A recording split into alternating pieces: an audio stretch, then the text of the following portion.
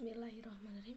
Assalamualaikum warahmatullahi wabarakatuh. Alhamdulillahirabbil alamin wa bihi nasta'in wa ala umuri dunya waddini wa ala alihi washabihi ajmain amma ba'du.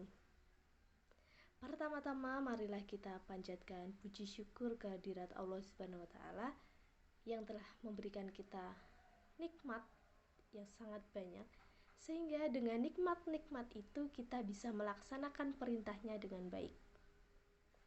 Sholawat serta salam semoga selalu tercurahkan kepada junjungan kita Nabi Agung Muhammad Sallallahu Alaihi Wasallam yang kita nantikan syafaatnya di yaumul kiamah nanti. Amin Allahumma amin.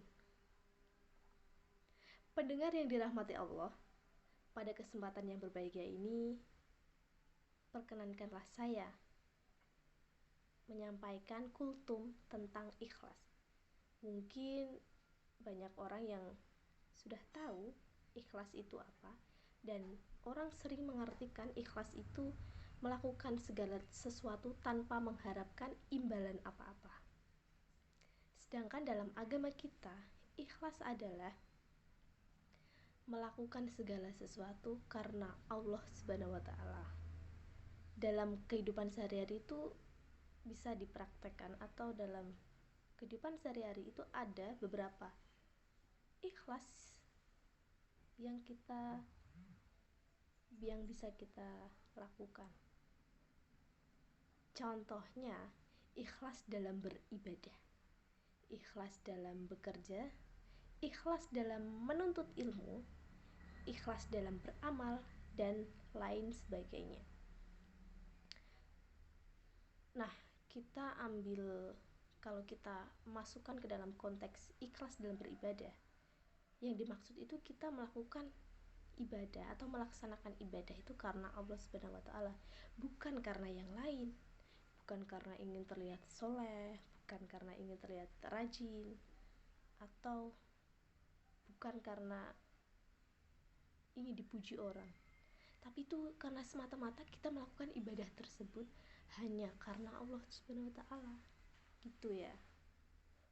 Nah, Allah berfirman dalam surat Al-Bayyinah ayat 5 yang artinya tidaklah mereka diperintahkan kecuali untuk mengikhlaskan agama untuknya. Nah, ayat itu tuh menerangkan pada kita tentang berlaku ikhlas dalam beragama. Agama apabila tidak dilandasi dengan ikhlas dan kejujuran akan runyam, rumit, dan seolah tak berbekas. Orang-orang kan sibuk ya, banyak yang sibuk memikirkan kepentingan diri sendiri atau kepentingan duniawi tanpa sedikit pun menempatkan agama dalam prioritas hidupnya. Ikhlas dalam beragama menjadi sangat penting untuk pupuk dalam diri kita, karena dengan ikhlas semua urusan itu akan menjadi lebih terang, lebih mudah untuk dijalankan. Ikhlas juga menjadi penting untuk dipraktikkan karena setiap amalan yang kita lakukan tidak sah di mata Allah apabila tidak tanpanya, gitu. Jadi sebisa mungkin kita melakukan sesuatu itu karena Allah, semata-mata karena Allah Subhanahu wa taala ya. Biar nanti pas kita melakukan hal tersebut tuh menjadi mudah, lancar gitu loh. Oh iya, ada nih dalam hadis yang diriwayatkan oleh Imam Muslim dalam kitab Sahih Muslim, diceritakan tentang suatu perkara yang akan terjadi pada hari akhir di hadapan Allah. Nanti di hadapan Allah ada seorang hamba ditanya oleh Allah, apa yang telah kamu lakukan di dunia, wahai hambaku? Ia menjawab, saya berjuang dan berperang demi-Mu, demi Engkau ya Allah, sehingga saya mati syahid. Allah berkata, dusta kamu, sebenarnya kamu berperang bukan karenaku, melainkan agar disebut berani, dan kini kamu telah menyandang gelar tersebut.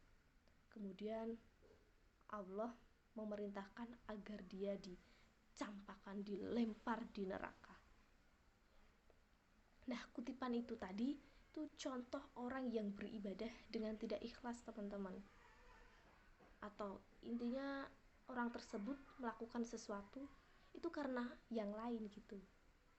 Nah, kisah ini menjadi tamparan keras bagi kita yang masih sering beribadah atau melakukan sesuatu bukan karenanya. Semoga kita termasuk orang-orang yang Allah lindungi dan dari hal-hal tersebut ya. Amin Allahumma amin. Pendengar yang dirahmati Allah, dalam beramal, ikhlas menjadi ukuran sebesar apa pahala yang akan kita dapat.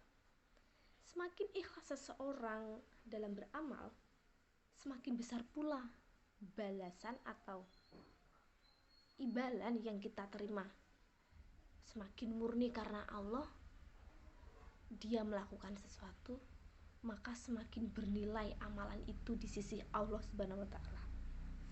Nah, setelah kita memahami isi dari berlaku ikhlas, maka marilah kita mulai memupukkan, melatih diri kita untuk ikhlas dalam segala hal.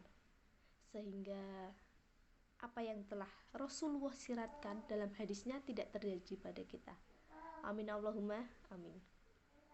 Mungkin sekian dari saya, semoga apa yang telah saya sampaikan bisa bermanfaat bagi kita semua. Terima kasih atas perhatiannya. Mohon maaf atas segala kekurangannya. Wabillahi taufik wal hidayah. Wassalamualaikum warahmatullahi wabarakatuh.